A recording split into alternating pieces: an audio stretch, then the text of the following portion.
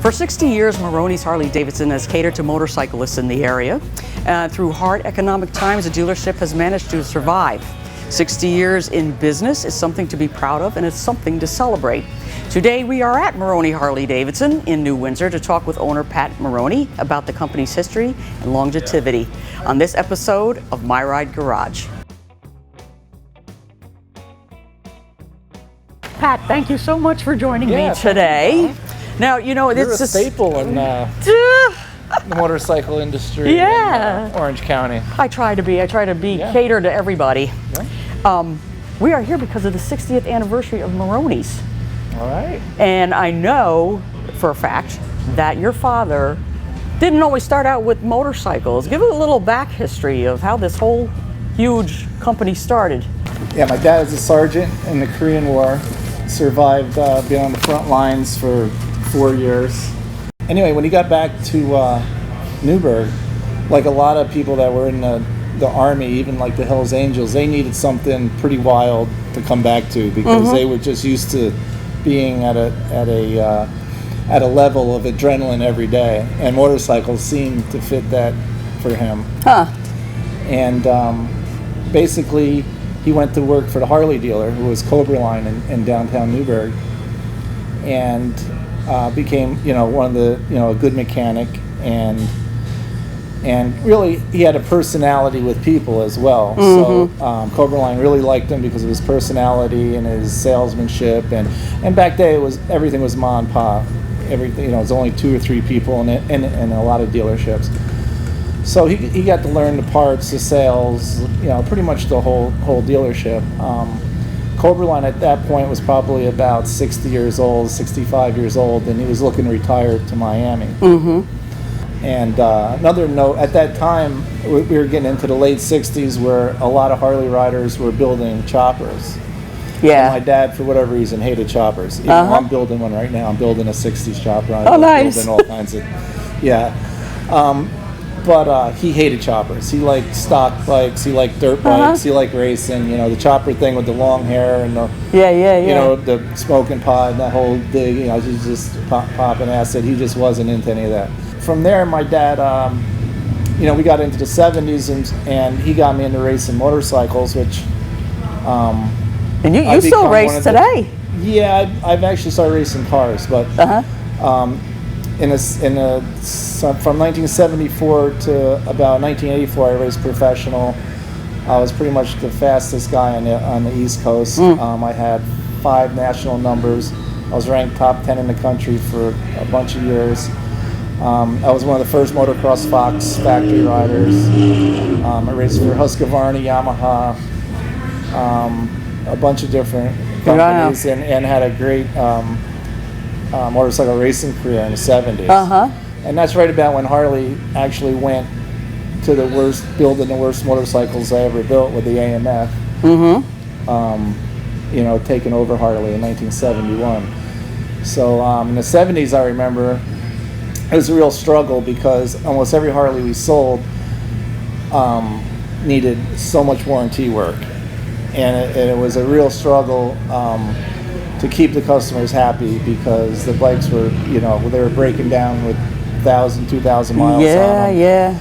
The gasoline turned into real crap. So the old Harley engines ran really good on Sunoco 260 with lead in it, but then when they went to the unleaded gas with not as much octane, the motors would ping and burn valves and smoke, and there was a whole era there of transition that basically bring the Japanese bikes to life because the smaller engines that ran good on crappy fuel with the smaller pistons and smaller displacements basically ran way better. They were more reliable. But my dad actually sold Suzukis back then, which kind of got us through the 70s because we sold hundreds of Suzukis and Skidoo snowmobiles and the dirt bikes and Husqvarnas and all that kind of stuff. And we weren't really the Harley was kind of almost a brand where you could buy a Harley franchise for next to nothing because didn't even know if they were going to last another year or two at the late 70s. Yeah, so your father basically took a chance opening up a Harley-Davidson. And basically when I quit racing professionally in like '83 and realized that, you know, my dad just didn't have the temperament anymore to bring us into the 80s and 90s. He kind of was old school, where if you gave him a hard time, he'd rather throw you out than make you happy. And yeah. He ran it like old dealers ran a lot of things back then. It was my way or the highway, and I mean, that was okay when there was only one motorcycle dealer within 300 miles. Right, right. At that time, now we have O'Toole's opening up, we have Woodstock, we have a lot of competition, a lot of metric brands open up everywhere. So I've seen where if I wasn't going to start paying attention to what's going on around here, I might not have a dealership, in the future. Gotta keep up with the times, right? Yeah, and Harley gave us a lot of training at that point, because in 1982, Harley took back over from AMF, turned the quality around, and by the mid 80s, the brand just took off and turned into what it is today. Yeah. By 1988, there was a list, to buy a new Harley. We were selling every Harley we could. I was lucky enough in the early 80s, because we started selling so many Harleys, to go out and buy them from a lot of other dealers around the country that weren't selling them yet, because it hadn't caught on in a lot of places.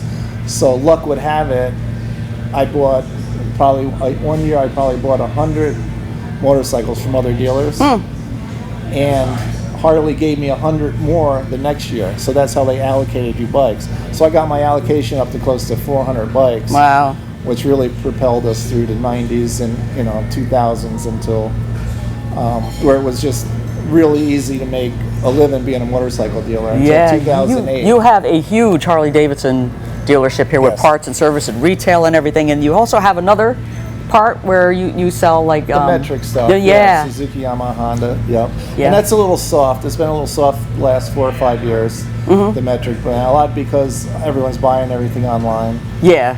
For really cheap prices, and Harley, actually, one thing they do really good is they don't let their dealers sell online or on eBay or anything like that. So and they do a lot of price protection, that kind of stuff. Right now, as you see, I was just with an architect. We're planning on expanding the showroom, probably 1/3 bigger than it is now. Wow. So we probably have 100 bikes on display. Wow. Also, we're making a really huge motor clothes area, changing our service write-up area, having a customer lounge, doing a long-awaited and facial on the front of the building. So it's going to look actually kind of designing after his first Harley dealership, what it looked like, which was a brick front, which was way smaller than this, but kind of giving it like an old red brick look. And then we're putting a big addition out back for storage. And a lot of people are intimidated about coming to a Harley dealership. People have never been in a Harley dealership. They see bikers with beards and tattoos, that whole persona. The whole persona. Yeah. And they're scared. Yeah. And when they come in here, they kind of feel they kind of feel that it's really not what they thought it was really going to be like. No, these people are doctors and lawyers and reporters, and they're all just like you and me. They may dress down for the weekend and hop on their bike, but they are just like you and me, and they are the most charitable, kindest, most. I respect them to the fullest, or I wouldn't be doing what I'm doing. Yep. I'm right there with you. Well, you're one of them. Yeah. Yeah. Classic example. Right there with you. Pat, congratulations on the 60th anniversary. And I look forward to all the other events coming up, and I thank you for sitting down with me today. You're welcome. Always a pleasure. Thank you.